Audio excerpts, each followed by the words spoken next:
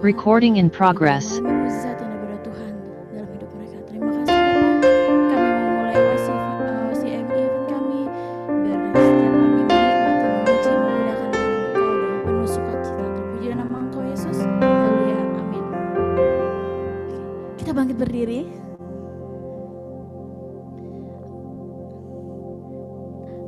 Kita mau nyanyi lagu Hidupku penuh mukjizat. Yang tahu suaranya lebih besar ya. Sekarang pakai kami lebih besar, jadi partner juga mulai ya.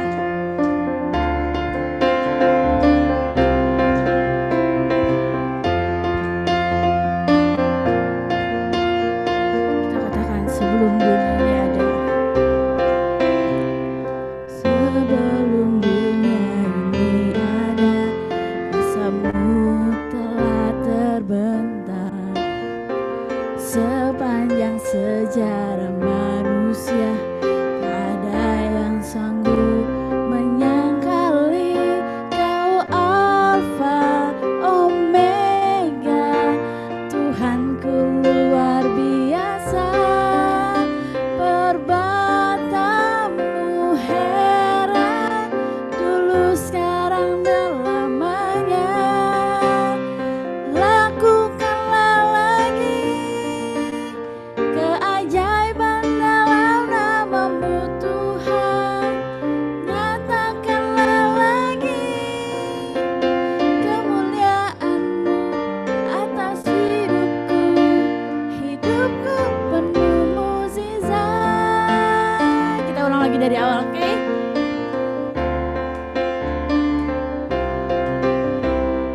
Sebelum dunia ini ada, kuasamu telah terbentang. Sepanjang sejarah manusia, tak ada yang sanggup menyangkali Kau Alfa Omega. Tuhanku luar biasa, perbuatanmu heran, dulu sekarang selamanya. Lakukanlah lagi keajaiban dalam namamu Tuhan. Nyatakanlah lagi kemuliaan-Mu atas hidupku. Hidupku penuh mukjizat. Katakan apa lagi? Lakukanlah lagi keajaiban dalam namamu Tuhan. Nyatakanlah lagi kemuliaan-Mu atas hidupku. Hidupku penuh mukjizat.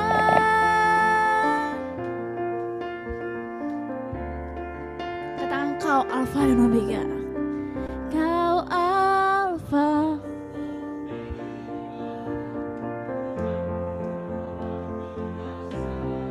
Yes.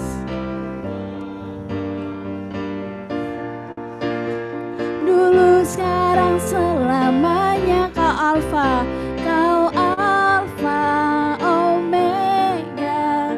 Tuhanku luar biasa, perbuatanmu heran, dulu sekarang selamanya. Katakan, lakukan lagi. Lakukanlah lagi keajaiban dalam namamu Tuhan. Nyatakanlah lagi kemuliaan-Mu atas hidupku. Hidupku penuh mukjizat.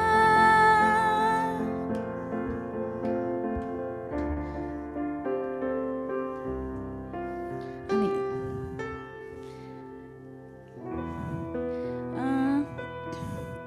Sebelum kita mau masuk firman Tuhan, kita mau nyanyi sebuah lagu tentang ini merema banget sih sama hidup saya gitu kan. Betul-betul tuh ajaib banget. Bahkan saya ngerasain Tuhan tuh nggak terbatas gitu.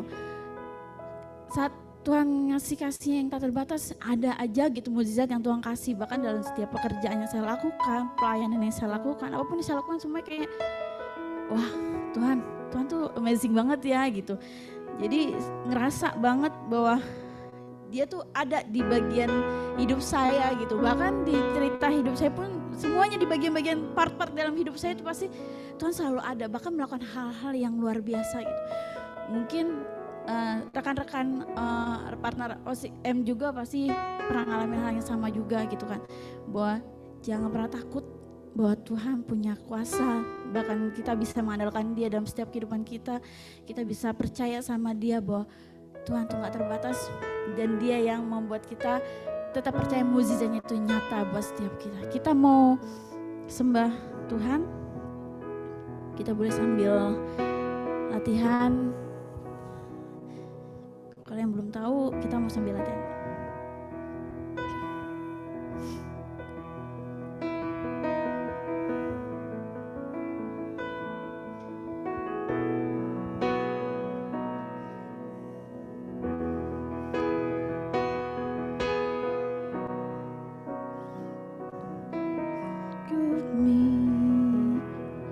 Caramu mencintaiku, kau ada di cerita proses hidupku. Di titik terendahku kau hadir untuk mengangkatku. Ku tahu kau tak menyerah akan hidupku.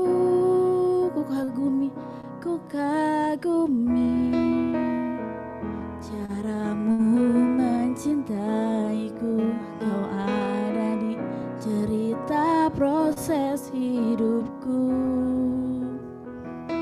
Di titik terendahku kau hadir untuk mengangkatku. Ku tahu kau tak menyerah akan hidupku.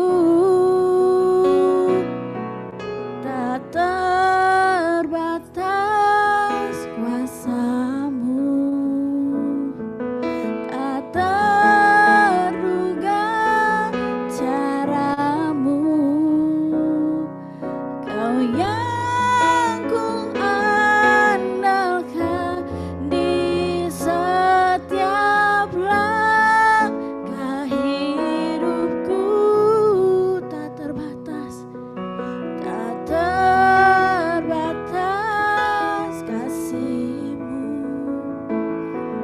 tak terduga caramu. Kau yang ku percaya di segala musim hidupku. Bisa ya, kita mau sembah Dia. Kita mau lagi dari awal. Kita renungkan betapa Tuhan begitu baik di setiap bagian hidup kita. Bahwa Tuhan mau kita mengandalkan Dia, Tuhan mau kita percaya sama Dia. Yes. Katakan sama-sama, ku kagumi caramu mencintaiku. Kau ada di cerita proses hidupku. Di titik terendahku kau hadir untuk mengangkatku. Ku tahu kau tak menyerah akan hidupku. Tak terbatas kuasamu, tak terduga caramu.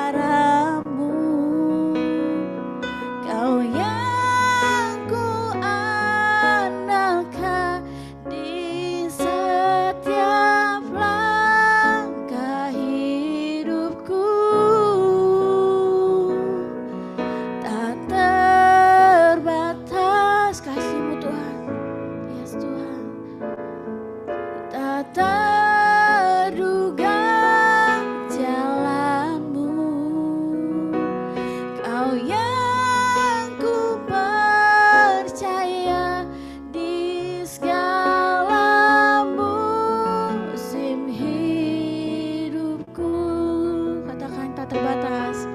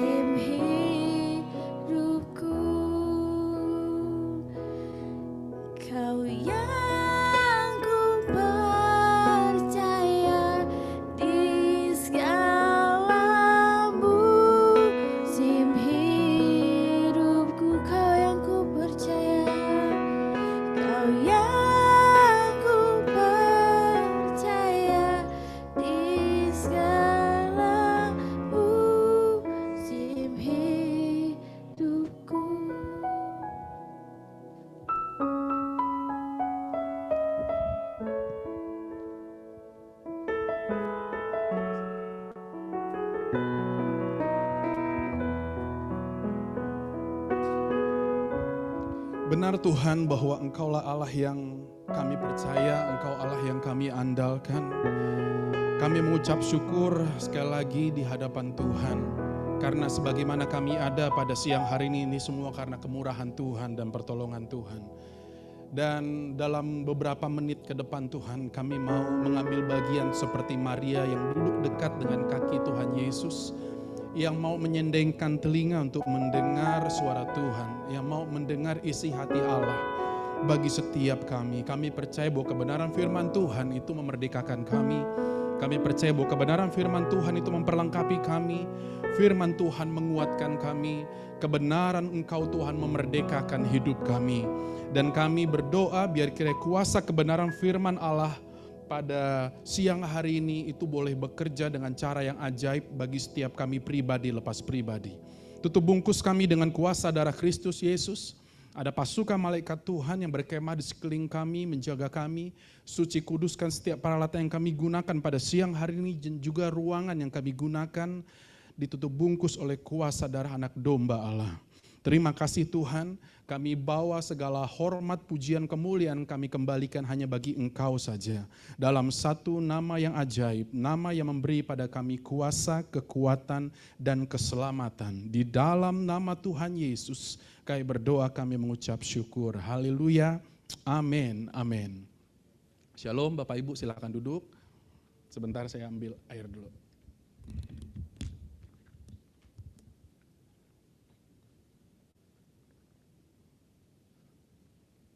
Puji nama Tuhan, salam. Sekali lagi untuk Bapak Ibu saudari yang telah bergabung di dalam OCM, event OCM pada siang hari ini. Dan juga saya mau menyapa untuk saudara-saudari yang ada di Zoom, ya shalom untuk semua. Ya saya percaya semua dalam kondisi yang sehat, dalam kondisi yang kuat. Dan sebelum kita mau mendengar firman Tuhan, saya rindu untuk memperkenalkan diri terlebih dahulu. Nama saya Betko Simarmata, ya, panjangnya Betko Parlin Utama Simarmata. Namanya agak unik ya, Bitku Simarmata, dan saya bertempat tinggal di Bekasi. Kami punya anak 2, ya laki semua. Yang satu udah lulus dari SMA dan lagi menunggu hasil daripada UTBK-nya di bulan ini juga. Saya bekerja sebagai wirausaha. Ya, saya pengusaha sembako dan saya main dalam partai besar biasanya, seperti kayak minyak, kecap, beras juga dan lain-lain. Kalau ada yang perlu untuk minyak dan segala macam boleh nanti kontak habis ibadah ini, ya. Tapi ingat partai besar, jangan beli 1, 2. Kalau beli 1, 2 di Indomaret atau Alfamart aja atau di warung-warung terdekat, ya. Dan saya udah menggeluti usaha saya udah cukup lama, ya, dan puji nama Tuhan, saya juga punya beberapa anak buah yang bekerja bersama dengan saya, dan puji nama Tuhan bahwa begitu banyak progres yang Tuhan kerjakan, begitu banyak mujizat yang Tuhan kerjakan dalam perjalanan bisnis saya, dan hal itu juga yang saya mau share pada siang hari ini kepada teman-teman semua, kepada saudara-saudari semua. Saya percaya bahwa setiap kita tuh pengen banget namanya mujizat, amin. Yang pengen mengalami mujizat daripada Tuhan boleh angkat tangannya. Yang enggak berarti enggak perlu mujizat. Oke, teman-teman di Zoom juga saya percaya bahwa setiap teman-teman pasti pengen banget ngalami, melihat, menikmati mujizat daripada Tuhan. Siapa yang enggak? Ya, satu pekerjaan supranatural Tuhan bisa kerjakan dalam kehidupan setiap kita. Nah, ada satu cerita tentang perkara mujizat yang Tuhan Yesus kerjakan yang tertulis di dalam Markus. Coba kita buka sebentar. Markus 2 ayat 1 sampai ayat 12. Markus 2 ayat 1 sampai ayat 12. Ini cerita tentang orang lumpuh disembuhkan. Ya, saya akan bacakan ayat yang ganjil. Teman-teman boleh baca ayat yang genap. Bantu saya untuk baca ayat yang genap. Ya, saya baca ayat yang ganjil. Judul perikopnya adalah orang lumpuh disembuhkan. Kemudian sesudah lewat beberapa hari, waktu Yesus datang lagi ke Kapernaum, tersiarlah kabar bahwa ia ada di rumah. Ayat 2 silakan. Maka datanglah orang-orang berkerumun sehingga tidak ada lagi tempat. Bahkan di muka pintu pun tidak. Sementara ia memberitakan firman kepada mereka. Ada orang-orang datang membawa kepadanya seorang lumpuh, digotong oleh 4 orang. Tetapi mereka tidak dapat membawanya kepadanya karena orang banyak itu. Lalu mereka membuka atap yang di atasnya. Sudah terbuka mereka menemukan celah tempat orang lumpuh itu terbaring. Ketika Yesus melihat iman mereka, perhatikan dengan baik ya, iman mereka. Berkatalah ia kepada orang lumpuh itu, "Hai anakku, dosamu sudah diampuni." Lanjut.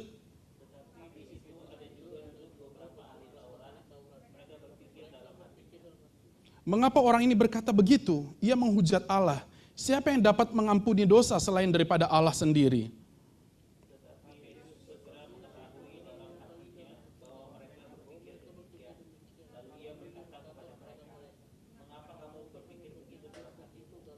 Manakah lebih mudah mengatakan kepada orang lumpuh ini, dosamu sudah diampuni, atau mengatakan bangunlah, angkatlah tilammu dan berjalan?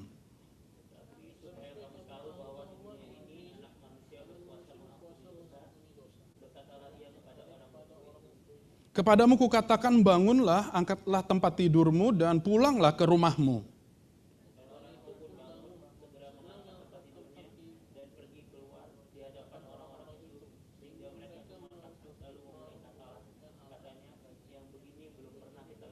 Iya, ini cerita di mana Tuhan Yesus melakukan satu perkara yang ajaib terhadap orang yang sakit, terhadap orang yang lumpuh. Di ending daripada perikop ini kita melihat bagaimana orang lumpuh itu menjadi sembuh karena ada kuasa Tuhan, ada mujizat yang memang Tuhan nyatakan di tengah-tengah mereka dan terhadap orang lumpuh ini. Ya, seringkali kita juga pengen banget ngalami seperti kayak orang lumpuh ini. Ada mujizat yang memang secara instantly memang Tuhan kerjakan dalam kehidupan setiap kita. Tapi saya mau mengajak pada siang hari ini, saya beri judul khotbah saya pada siang hari ini, 4 orang kunci. 4 orang kunci ini saya sampaikan untuk membuat kita mengerti ya bahwa ada 4 hal yang penting yang dimana sebelum mujizat ini boleh terjadi, 4 orang ini memegang peranan yang sangat penting. Dan 4 orang kunci ini saya mau membagi jadi 4 poin penting yang memang itu menjadi bagian kita untuk kita kerjakan atau kita lakoni di dalam perjalanan kehidupan kita sehari-hari. Seringkali orang ngarep dan pengen banget mujizatnya, tapi seringkali bagian yang memang harus dikerjakan atau dilakoni oleh orang tersebut seringkali diabaikan. Nah, pada siang hari ini saya mau menyampaikan bahwa ada 4 orang yang menjadi kunci bagaimana mujizat itu boleh terjadi. Siap untuk mendengar firman Tuhan pada siang hari ini, amin? Nah, saya mau bagikan itu menjadi 4 poin besar, 4 poin penting. Ya, semoga pada beberapa menit ke depan ini cukup. Ya, dan saya mau mempersingkatnya aja. 1 orang, ya, diceritakan bahwa ada 4 orang yang mengangkat 1 orang lumpuh. Ya, 4 orang ini, ya, itu saya bagi menjadi orang pertama, orang kedua, orang ketiga, dan orang keempat. Ya, setiap orang ini saya akan memberikan nama masing-masing kepada mereka. Orang pertama saya sebut sebagai iman. Orang pertama saya sebut sebagai iman. Ini merupakan sebuah pembelajaran yang penting dalam perjalanan hidup kekristenan Bapak Ibu. Ya, Alkitab mencatat bahwa orang benar hidup oleh karena iman. Orang benar hidup bukan karena perasaan dia. Orang benar hidup bukan karena emosinya dia. Orang benar hidup bukan karena logika-logika dia juga. Iman itu mengatasi daripada perasaan, iman itu mengatasi daripada logika. Anda dan saya diciptakan oleh Tuhan dengan kehendak, dengan pikiran atau logika, dan juga dengan emosi. Ya, itu memang Tuhan beri kepada kita. Tapi Allah menginginkan supaya Anda dan saya itu tidak hidup oleh karena perasaan, hidup bukan karena logika-logika Anda, atau karena pilihan-pilihan Anda yang seenaknya, tapi oleh karena iman. Amin saudaraku. Oleh karena kepercayaan Anda. Kepercayaan Anda dan saya. Iman identik dengan percaya ya. Tapi saya enggak begitu memandang bahwa keyakinan bisa disamakan dengan iman atau percaya. Dengan kata lain seperti ini.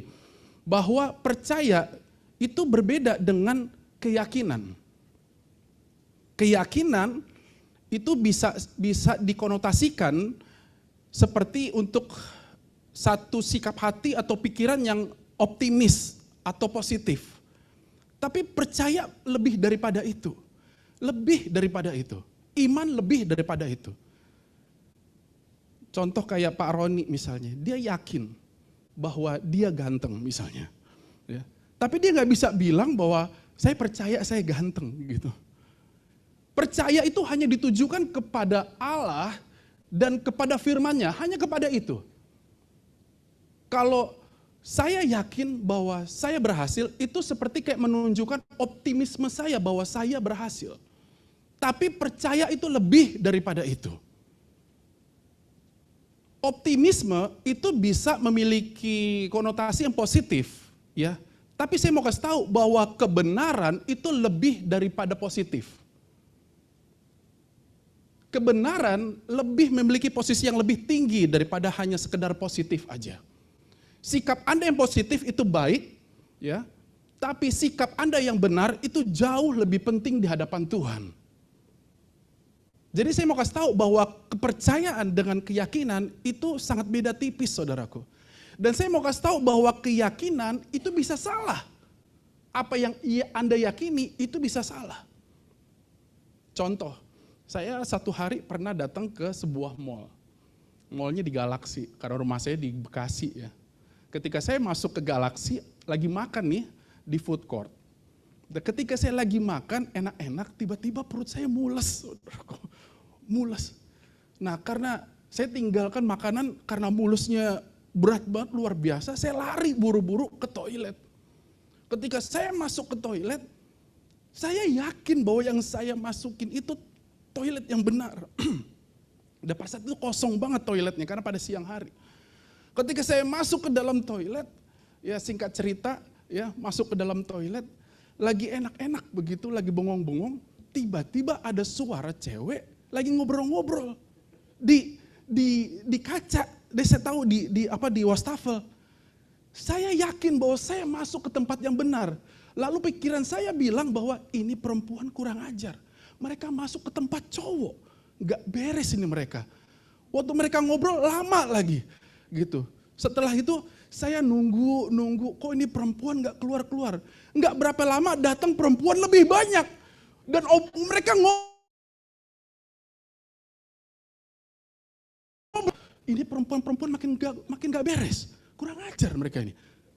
Ini perempuan-perempuan bodoh saya bilang. Mereka masuk ke toilet yang salah.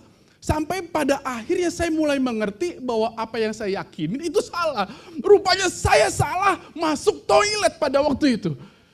Karena saya udah gak tahan juga. Udah bersih-bersih segala macam gitu ya. Saya harus keluar. Makanan saya bakal kering itu nanti. Karena belum beres juga saya makan. Akhirnya di tengah-tengah si cewek-cewek itu lagi pada ngobrol. Saya beranikan diri untuk keluar daripada toilet. Cewek-cewek itu ketika ngeliat dari kaca dan ngeliat saya sebagai seorang laki-laki yang keluar daripada toilet, mereka teriak, ha, gitu. Saya langsung buru-buru lari, maaf, saya salah, begitu. Saya lari langsung keluar dan saya kembali melanjutkan makanan saya.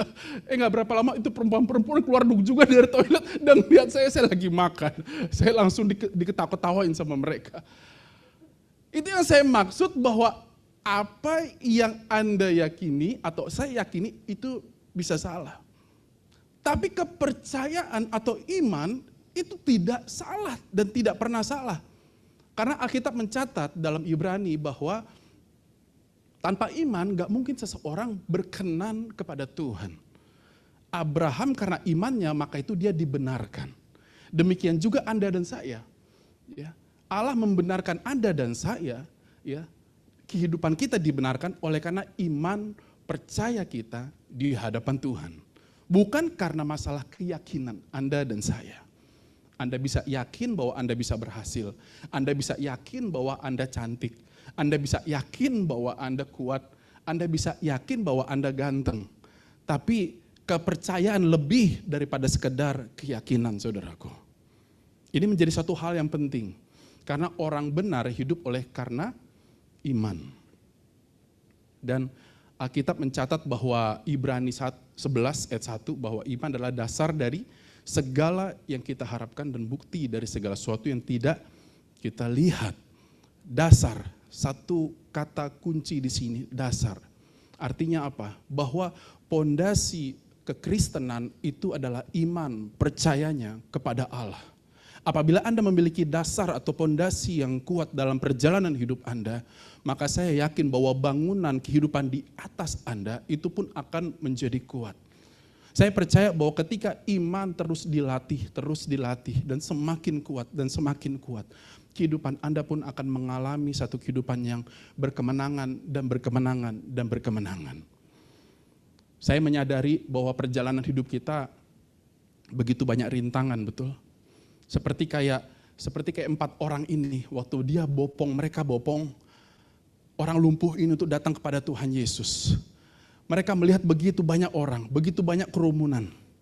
Artinya apa? Dengan kata lain bahwa perjalanan mereka dan perjalanan Anda dan saya, itu juga begitu banyak rintangan, saudaraku. Ya namanya juga hidup ya, banyak rintangan. Yang banyak rantangan itu catering, saudaraku. Ya, tapi rintangan-rintangan tersebut ya tidak membuat kita stop dalam perjalanan hidup kita. Melainkan kita harus move on. Kita harus bergerak, saudaraku. Oleh karena apa? Oleh karena iman percaya kita kepada Allah. Allah sanggup untuk buka jalan. Allah sanggup untuk menyelesaikan segala sesuatu. Allah sanggup untuk bertindak. Satu kali dalam perjalanan mobil, ketika saya ngalami macet di sebuah tol, macetnya parah banget. Dan saya nggak tahu sampai berapa lama ini macet selesai dan berapa kilometer jarak yang mengalami kemacetan tersebut. Satu kali saya dengar, ketika dalam kemacetan itu saya dengar radio. Nah di radio itu saya dengar seorang pembawa berita tentang kemacetan yang dialami di jalan tol tersebut. Pas banget di mana saya juga mengalami stuck di dalam macet itu. Si penyiar ini bilang bahwa kemacetan itu disebabkan oleh karena ada kecelakaan di kilometer sekian. Tapi setelah kilometer tersebut, jalanan kembali lancar, jalanan kembali lowong, ya, dan segala sesuatunya akan berjalan dengan normal. Nah, ketika saya mendengar dia, lalu saya mengkorelasikan dengan kehidupan dalam perjalanan hidup saya. Seringkali kita juga ngalami namanya satu stuck dalam perjalanan hidup, betul nggak? Ada rintangan, ada hambatan, ada stuck, dan kita nggak pernah tahu berapa lama ini akan selesai. Tapi waktu kita dengar suara Tuhan, seperti kayak saya dengar pemberita acara atau penyiar berita itu, bahwa setelah kondisi ini dilalui, Anda akan berjalan dengan normal, Anda bisa berjalan dengan lebih cepat. Demikian juga dalam perjalanan hidup kita. Waktu kita ngalami namanya rintangan, halangan, pergumulan, kesulitan dalam hidup kita, iman itu berperan penting dalam hal tersebut. Untuk dengar suara Tuhan. Dengar suara Tuhan dari mana? Dari firman Allah. Iman timbul oleh karena pendengaran akan firman Allah. Oleh karena itu saya bilang bahwa iman, percaya itu ditujukan kepada Allah dan kepada firman-Nya. Waktu Anda mengalami namanya rintangan dalam perjalanan hidup Anda, baik dalam pekerjaan ataupun dalam bisnis, percaya bahwa Tuhan sanggup untuk buka jalan yang baru untuk Anda dan saya. Amin. Tuhan sanggup untuk menyelesaikan, Tuhan sanggup untuk bertindak akan segala problem, pergumulan, rintangan dalam perjalanan hidup Anda dan saya. Ini berbicara tentang iman. Dan saya percaya bahwa faktor iman memegang peranan yang super penting untuk melihat mujizat dalam perjalanan hidup kita. Yang setuju dengan saya boleh berkata amin. Hal yang kedua, saya mau sampaikan. Orang kedua, tadi orang pertama ya, orang kedua saya sebut sebagai kerja keras. Kerja keras. Kenapa saya bilang kerja keras menjadi orang kunci kedua? Karena begini, Alkitab mencatat bahwa iman Anda dan saya, kalau tidak dibarengi, tidak dikombin dengan perbuatan, maka iman itu akan menjadi sia-sia. Oleh karena itu tindakan iman kita itu menjadi satu faktor yang sangat penting untuk kita boleh melihat mujizat dalam perjalanan hidup.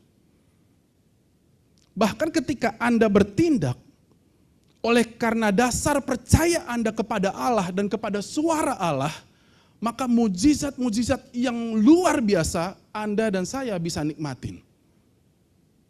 Alkitab mencatat bahwa kerja keras itu memegang peranan yang sangat penting.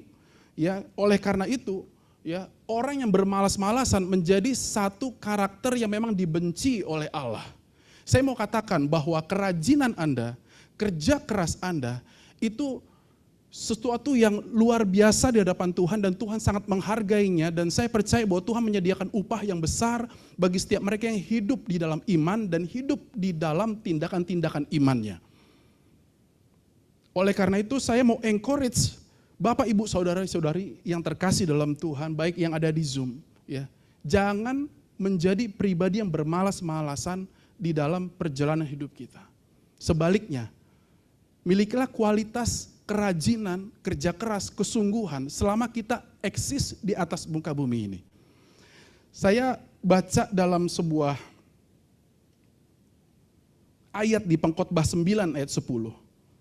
Segala sesuatu yang dijumpai tanganmu untuk dikerjakan, kerjakanlah itu sekuat tenaga, karena tak ada pekerjaan, pertimbangan, pengetahuan, dan hikmat dalam dunia orang mati kemana engkau akan pergi. Dengan kata lain seperti ini, justru karena Anda dan saya ada di atas muka bumi inilah, ini adalah waktu yang terbaik untuk Anda dan saya bekerja, amin. Dan bekerja bukan bekerja asal-asalan, tapi bekerja dengan keras, bekerja dengan rajin, ya, bekerja dengan sungguh. Karena apa? Setelah kita melewati perjalanan kita di atas muka bumi ini, enggak ada lagi itu namanya pekerjaan-pekerjaan tersebut. Justru Alkitab mencatat seperti itu. Ini adalah waktu yang terbaik untuk Anda boleh bekerja dengan sungguh. Bahkan ketika Anda bertindak, melangkah, dan bekerja dengan sungguh, mujizat-mujizat yang ajaib itu bisa terjadi dalam kehidupan Anda dan saya. Kalau Anda enggak bergerak atau Anda tidak melangkah apapun dan tidak melakukan apapun, maka saya yakin juga bahwa mujizat apa yang akan Anda lihat. Satu kali ketika saya di dalam mall, Mau lagi nih ceritanya nih, tapi nggak di toilet ya. Justru ini mau keluar, mau masuk.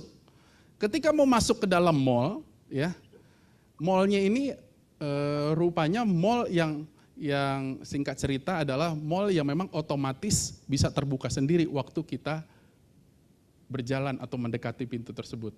Ya, banyak sekali ya mall-mall yang jenis kayak begitu ya. Gitu. Saya memperhatikan memperhatikan pintu itu, bagaimana cara daripada pintu itu bisa terbuka. Rupanya di atas pintu itu ada mungkin orang yang lebih ahli ya. Saya hanya mengamati aja bahwa ada sensor-sensor ya yang mereka bisa mendeteksi akan keberadaan orang yang mendekati pintu. Dan ketika mereka mendekati pintu, maka secara otomatis bahwa pintu itu akan terbuka untuk orang yang mau masuk itu. Tapi kalau orang itu enggak bergerak atau enggak melangkah, maka pintu pun enggak akan terbuka. Nah, saya mau korelasikan dengan perjalanan hidup Anda dan saya. Ketika saya melangkah, saya percaya bahwa mujizat bisa terjadi. Tapi ketika saya tidak melangkah dan ketika saya diem aja dan saya enggak berbuat apapun dalam pekerjaan saya, dalam bisnis saya juga enggak akan melihat keajaiban dalam perjalanan hidup. Pada waktu itu, zaman Israel waktu dipimpin oleh Yosua juga demikian. Mereka mengalami namanya halangan, yaitu sungai Yordan. Ketika mereka mau masuk ke tanah Kanaan. Mereka melihat rintangan yang begitu besar. Sungai Yordan pada waktu itu adalah sungai yang sangat deras pada waktu itu. Tapi Tuhan berfirman kepada Yosua, seberangi sungai itu. Bagaimana caranya? Lalu Tuhan berfirman lagi kepada Yosua, bahwa bawa tabut Tuhan paling depan, angkat dengan para imam, dan ketika mereka berjalan paling depan, kau akan melihat mujizat. Ketika Yosua mendengar itu, Yosua praktekkan, dan dia instruksikan kepada para imam, angkat tabut, melangkah ke sungai Yordan. Dan ketika imam membawa tabut Tuhan, dan ketika mereka menjejakkan kaki mereka, pertama kali di sungai Yordan, apa yang terjadi? Sungai Yordan itu terputus. Dan tiba-tiba kering sungai Yordan, dan orang Israel pada waktu berhasil melewati sungai Yordan itu karena apa? Karena dengar suara Tuhan, dan ketika Yosua dengar suara Tuhan, ada pergerakan, ada movement, ada langkah kaki yang mulai dilangkahkan. Demikian juga untuk kehidupan setiap Anda dan saya. Saya sangat-sangat percaya bahwa Anda dan saya itu dirancang Tuhan untuk menerima mujizat-mujizat yang besar dalam perjalanan hidup kita. Tapi kalau Anda dan saya tidak mengambil tindakan, tidak melangkah, tidak bekerja dengan sungguh, tidak rajin di dalam pekerjaan kita, mujizat apa yang akan Anda lihat? Saya sangat yakin di surga nggak ada coupling buat para pemalas. Saya sangat yakin. Oleh karena itu selama Anda eksis di atas muka bumi ini, dan ketika Tuhan tempatkan Anda dan saya dalam bidang pekerjaan marketplace yang memang Tuhan percayakan dalam hidup Anda dan saya, bekerjalah dengan sungguh-sungguh. Yang setuju dengan saya boleh berkata amin. Itu hal yang kedua. Yang ketiga, dengan singkat saya mau menyampaikan. Orang yang ketiga saya sebut adalah hikmat. Katakan bersama dengan saya, hikmat. Hikmat memegang peranan yang sangat penting juga dalam perjalanan hidup kita. Ya, Alkitab mencatat bahwa Pengkhotbah 10 ayat 10, tetapi yang terpenting untuk berhasil adalah hikmat. Ya, saya pernah membaca sebuah artikel, dan artikel ini juga memberi pada saya pemahaman bahwa ada begitu banyak orang yang pintar, tapi enggak banyak juga orang yang berhikmat atau bijaksana. Ya, saya tulis itu dalam sebuah slide, perbedaan-perbedaan daripada orang yang pintar atau orang-orang yang berpengetahuan atau orang yang cerdas dengan orang yang bijaksana. Nah, dikatakan seperti ini, orang pintar sadar akan kemampuannya, lalu dia menjadi sombong. Tapi orang bijak sadar akan kemampuannya, tapi tepat dalam mengaplikasikannya, dan tetap humble, dan tetap rendah hati. Jadi orang-orang yang bijaksana itu relate sekali dengan humility, dengan kerendahan hati. Amin, saudaraku. Yang kedua, Orang yang pintar merespon informasi bisa dengan cepat, tapi orang bijak akan sangat hati-hati saat merespon. Yang ketiga, orang pintar sering merasa paling benar dan sulit untuk menerima perbedaan. Tapi orang bijak itu bisa menerima perbedaan orang lain. Ini satu karakter yang luar biasa, saudaraku. Berikutnya yang keempat, orang pintar tuh banyak bicara tapi sedikit mendengar. Orang bijak lebih banyak mendengar dan bicara seperlunya. Bicara apa yang memang perlu, apa yang memang penting, dan dia mengerti timing yang tepat untuk menyampaikan sesuatu.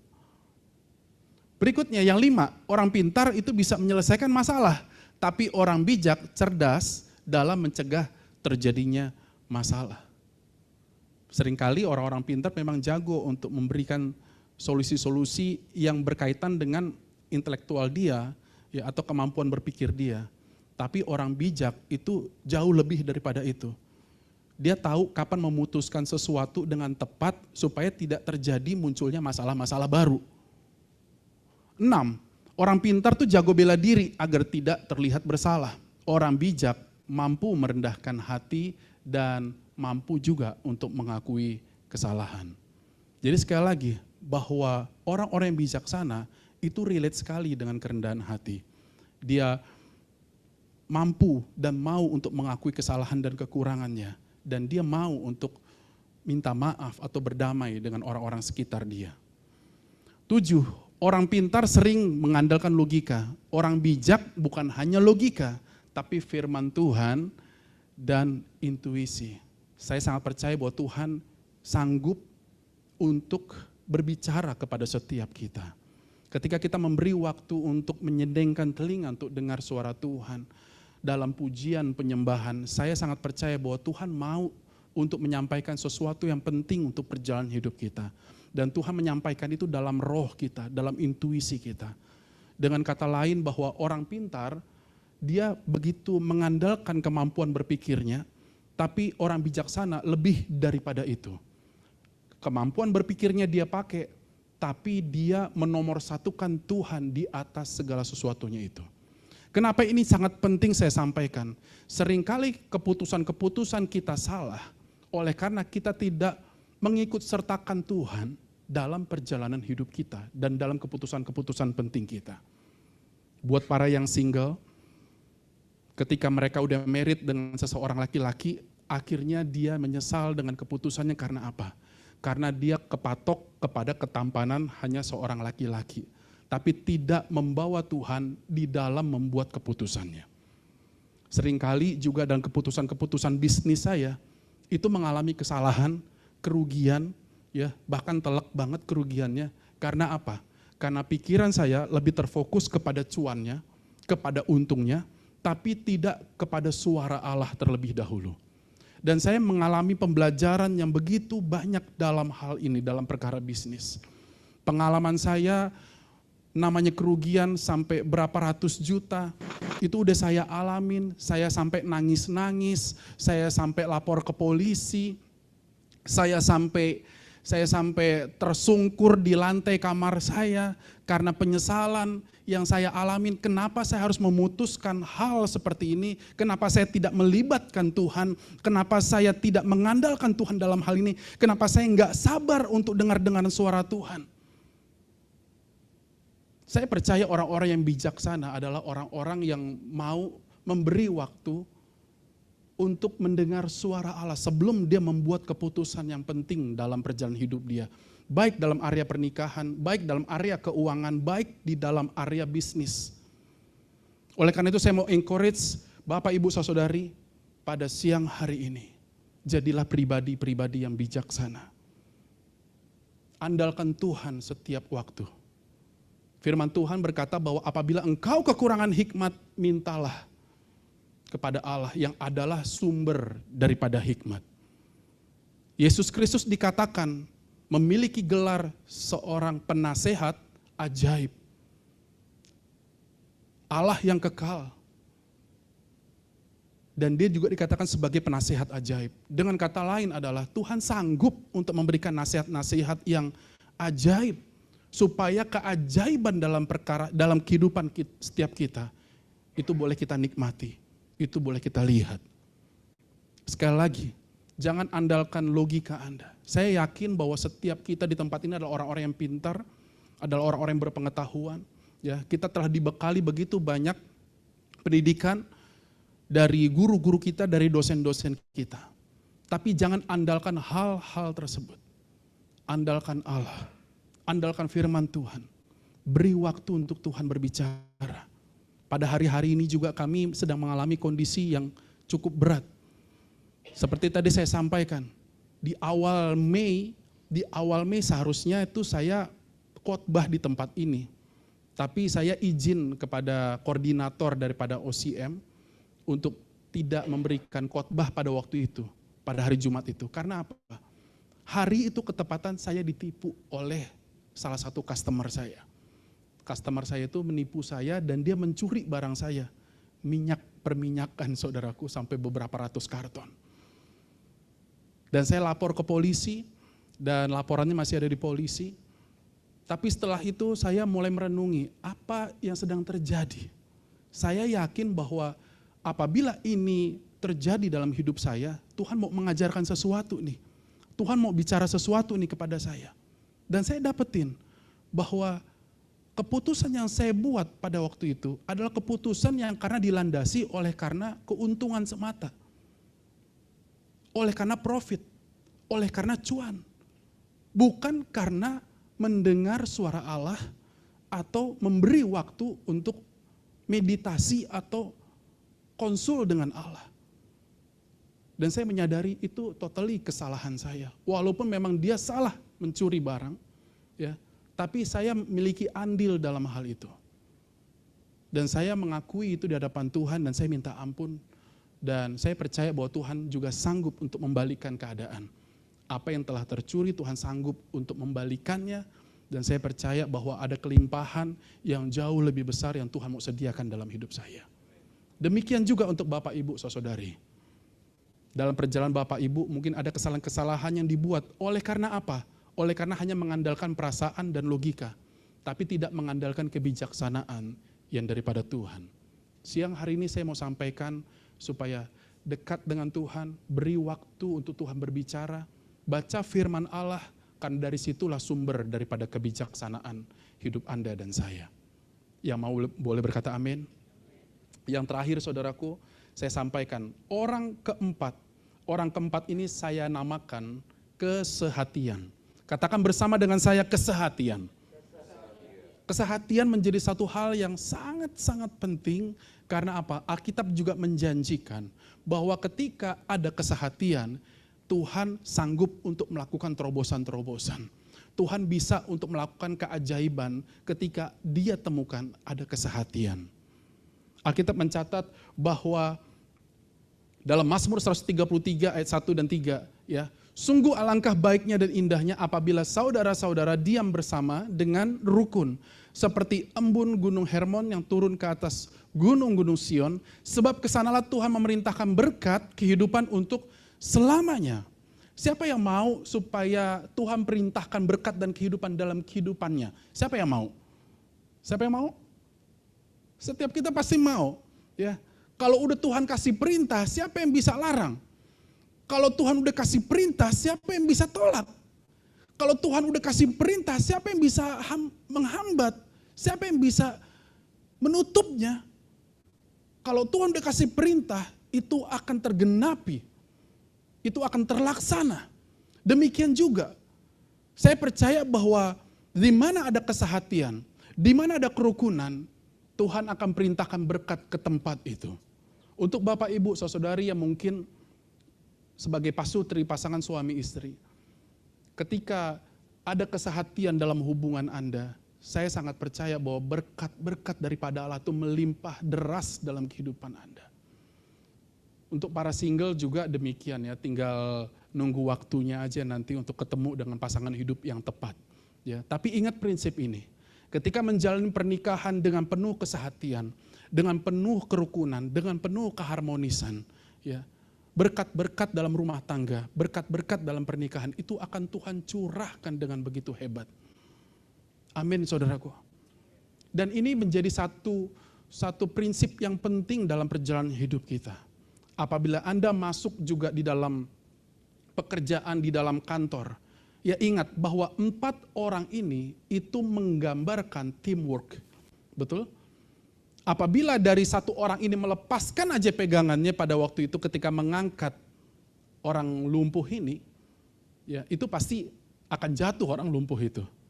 Dan ujung-ujungnya nggak akan berhasil. Mereka nggak akan melihat mujizat. Tapi ketika 4 orang ini bekerja dengan kerjasama yang baik, dengan sinergi yang baik, dengan keharmonisan yang baik, mereka melihat mujizat. Demikian juga untuk teman-teman yang mungkin sedang ada di marketplace, di mana kerjanya mungkin kerja tim, ya.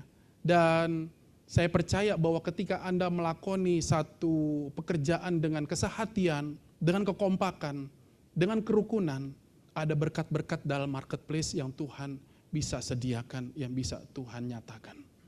Amin Bapak Ibu. Alkitab juga mencatat bahwa di mana 1 orang bisa dikalahkan, tapi 2 orang itu dapat bertahan. Bahkan tali 3 lembar enggak mudah diputuskan. Dengan kata lain seperti ini, untuk keluarga-keluarga, untuk para pasutri juga saya mau menyampaikan. Tali 3 lembar ini menggambarkan daripada sepasang suami istri dan di tengah-tengahnya ada Tuhan. Dan ketika tali 3 lembar ini, ketika ada pasangan suami istri, hidup damai, hidup saling menerima satu dengan yang lain, saling mendukung satu dengan yang lain, dan ada Tuhan di tengah-tengah mereka. Ada begitu banyak mujizat-mujizat yang Tuhan mau nyatakan dalam kehidupan pernikahan mereka. Keempat hal ini menjadi sebuah pembelajaran yang penting yang saya mau sampaikan pada siang hari ini, biar kiranya ini menginspirasi, menguatkan setiap kita. Saya akan ulang, yang pertama, orang kunci pertama adalah iman. Orang kunci kedua itu adalah kerja keras. Ya, kerja keras, seperti kayak 4 orang ini bekerja keras untuk mengangkat orang lumpuh ini, ya. Biar kiranya itu boleh menjadi bagian hidup kita. Biar kiranya itu boleh menjadi kualitas hidup kita. Yang ketiga adalah hikmat. Seperti 4 orang ini, membawa orang sakit ini ke atas rumah dan juga membuka atap. Dan ketika buka atap, ditaruhnya lah orang lumpuh ini sampai ke depan hadapan Tuhan Yesus. Itu butuhkan kreativitas, itu butuhkan hikmat. Dan 4 orang ini melakoninya, saudaraku. Dan saya percaya juga kalau Anda dan saya hidup di dalam hikmat dan kebijaksanaan Allah, maka keberhasilan yang luar biasa akan kita terima. Yang terakhir, kunci yang keempat adalah kesehatian. Hidup dalam kerukunan, terima perbedaan, ya, terima kekurangan pasangan Anda, terus doakan, terus kuatkan, motivasi ya pasangan hidup Anda. Saya percaya bahwa di mana ada kerukunan, di mana ada kesehatian, Tuhan perintahkan berkat dan kehidupan bagi setiap mereka.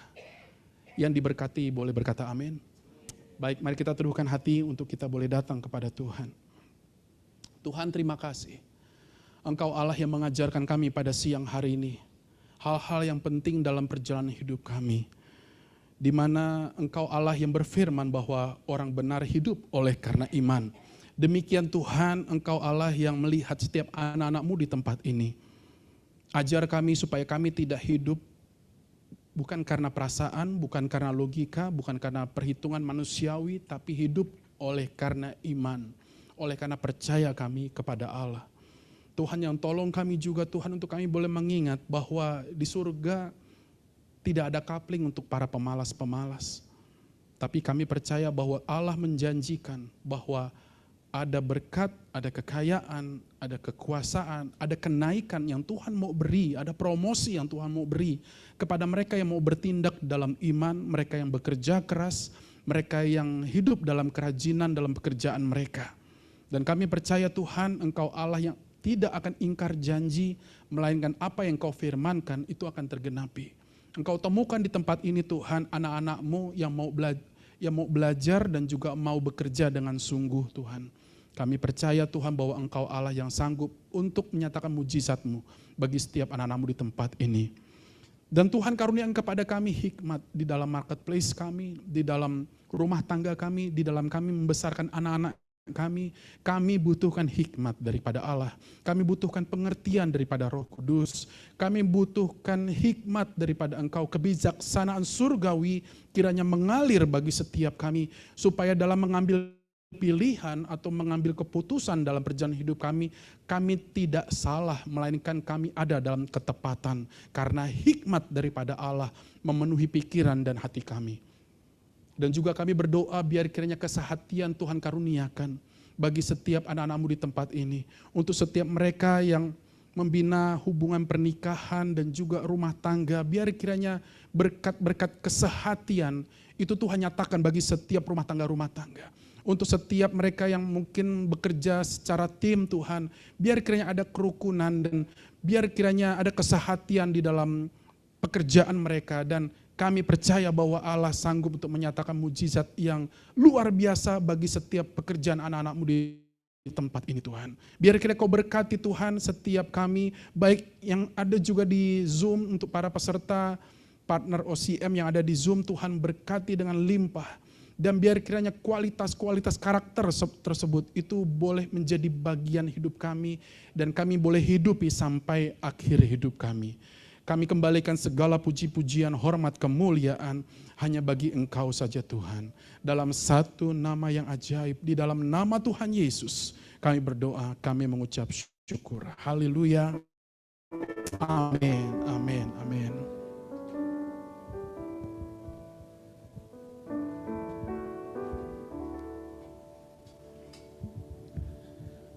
Baik, terima kasih Bapak. Berikan tepukan dulu Bapak Ibu, saudara sekalian. Ini bos sembako ya dari Bekasi ya. Puji Tuhan sudah sharing firman Tuhan di tempat ini. Setiap kita boleh memiliki empat karakter, 4 nilai ya, untuk dapat mengalami mujizat Tuhan dalam kehidupan kita, dalam pekerjaan kita. Amin. Baik Bapak Ibu, kita akan mengumpulkan persembahan. Boleh ditampilkan QRIS-nya. Sambil mengumpulkan persembahan, tetap saya akan sampaikan pengumuman ya. Pengumuman seperti biasa, kita akan tetap adakan ibadah seperti ini, OCM ya, OCM meeting ya, setiap hari Jumat pertama dan Jumat ketiga di setiap bulannya. Nah untuk bulan ini nanti di Jumat ketiga Bapak Ibu Saudara. Boleh ajak teman-teman, rekan-rekan kantor dimanapun Bapak Ibu berada.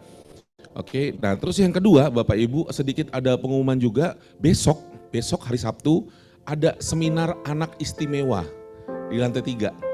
Ini kalau Bapak Ibu yang punya rekan anak-anaknya berkebutuhan khusus sangat baik. Karena ada kesaksian seorang ibu yang punya anak ABK di umur 4,5 tahun belum bisa bicara, di umur 4,5 tahun dites masuk SD dites IQ-nya hanya 90, tapi ternyata ketika dibimbing, didoakan, diarahkan ya, ketemu orang-orang yang tepat, hari ini anak itu sudah jadi sarjana, sudah jadi dokter. Ya, sudah internship dokter lulusan Undip Semarang. Ada kesaksian yang akan disampaikan juga. Nah, silakan mungkin kalau mau linknya nanti bisa dibantu ya, brosurnya boleh ditampilkan juga. Ya, ini bagus sekali Bapak Ibu kalau mau menyaksikan ini ya. Oke, itu saja. Dan kalau hari Minggu ada yang lembur ya, misalkan lembur, suka ada yang lembur nggak hari Minggu di sini? Nggak ada ya. Kalau ada yang lembur dan nggak sempat ke gereja, kita ada ibadah juga di atas lantai 3. Jam 9, jam 12 ya untuk yang umum 1 dan umum 2. Oke, itu saja. Siapa yang diberkati hari ini boleh angkat tangan semuanya, bilang sama kiri kanannya, saya diberkati hari ini, amin. Saya diberkati oleh firman Tuhan hari ini. Mari kita bangkit berdiri, yang di Zoom juga kita akan akhiri OCM meeting kita hari ini. Kita mau berdoa, kita mau datang pada Tuhan, kita boleh tutup mata kita boleh datang pada Tuhan, ambil waktu sebentar untuk merenungkan firman Tuhan yang tadi disampaikan. Kalau mungkin ada di antara Bapak Ibu yang sedang punya masalah di pekerjaan, sedang punya masalah yang berat yang mungkin hari ini kau nggak tahu apa yang harus kau lakukan. Mungkin sedang mentok. Mungkin juga punya masalah di keluarga, masalah di hubungan. Dan kau butuh didukung dalam doa, kau boleh letakkan tanganmu di dada. Baik yang ada di tempat ini maupun yang ada di Zoom. Kami akan berdoa buat Bapak Ibu. Bapak terima kasih buat setiap tangan-tangan letakkan di dada pada siang hari ini. Kami nggak tahu masalah mereka apa Tuhan. Tapi Engkau Allah yang maha tahu. Engkau mengerti setiap pergumulan saudara-saudara di tempat ini. Karena itu hampiri setiap mereka di dalam nama Tuhan Yesus. Berikan damai sejahtera yang berlimpah-limpah Tuhan. Kami menghalau setiap pikiran-pikiran yang bukan daripada Tuhan. Pikiran-pikiran yang menekan, mengintimidasi, kami katakan pergi dan tinggalkan mereka di dalam nama Tuhan Yesus. Dan biarlah damai sejahtera Tuhan yang berlimpah-limpah boleh membanjiri hidup mereka Tuhan. Buat mereka kuat untuk melewati setiap masalah tersebut. Buat mereka menjadi pemenang Tuhan. Bahkan kalau masalah itu ada hal yang harus melepaskan pengampunan. Biarlah mereka yang boleh pertama kali melepaskan pengampunan Tuhan. Karena Engkau menyukai anak-anak yang cinta damai. Terima kasih Bapa, terima kasih. Kalau ada masalah keuangan, kami katakan terbuka tingkap-tingkap di langit di sorga. Terbuka berkat-berkat berlimpah-limpah di dalam nama Yesus. Engkau yang menolong setiap mereka Tuhan. Terima kasih Bapa. Berkati Tuhan para profesional di tempat ini, para OCM partner, baik yang hadir ataupun yang ada di Zoom, berkati setiap pekerjaan mereka, angkat mereka makin tinggi Tuhan, menjadi kepala dan bukan ekor, tetap naik dan bukan turun, menjadi berkat dimanapun mereka berada Tuhan. Terima kasih Bapa, Engkau luar biasa, Engkau ajaib Tuhan. Dan juga buat yang berusaha, buat usahanya berlimpah-limpah, buat Pak Betko dengan segala usahanya, Tuhan jagai, Tuhan berkati luar biasa, dan mujizat-mujizat Tuhan terjadi terus di usaha Pak Betko Tuhan. Terima kasih Bapa, kami katakan Kau Allah yang luar biasa buat hidupnya. Terima kasih Tuhan. Kalau sebentar kami juga mau kembali bekerja, kami mau selesai acara OCM meeting hari ini, kami juga mau menerima berkat Tuhan. Mari Bapak Ibu angkat kedua tanganmu dan terimalah berkat Tuhan. Umat Tuhan, kepunyaan Tuhan, kembalilah ke tempatmu masing-masing dan terimalah berkat Tuhan. Tuhan menghadapkan wajahnya kepadamu dan memberikan kau kasih karunia. Tuhan menyinari wajahnya kepadamu dan memberikan kau damai sejahtera. Biarlah berkat daripada Allah Bapa, kasih sayang daripada Tuhan Yesus Kristus, serta pertolongan penghiburan daripada Roh Kudus berlimpah-limpah di dalam setiap kehidupanmu. Apapun yang kau lakukan dalam hidupmu berhasil dan nama Tuhan dipermuliakan. Diberkatilah engkau di tengah-tengah kantormu, diberkatilah engkau di tengah-tengah keluargamu, diberkatilah engkau dalam perjalanan keluar masukmu, dijagai Tuhan, dijauhkan dari mara bahaya dan kecelakaan. Di dalam nama Tuhan Yesus kami terima setiap berkat Tuhan. Haleluya, sama-sama kita katakan amin. Beri kemuliaan buat Tuhan. Boleh bersalam-salaman, acara sudah selesai, Tuhan memberkati. Selamat juga buat yang ada di Zoom, silakan Bapak Ibu boleh ada makanan, boleh diambil ya. Tuhan berkati, God bless you.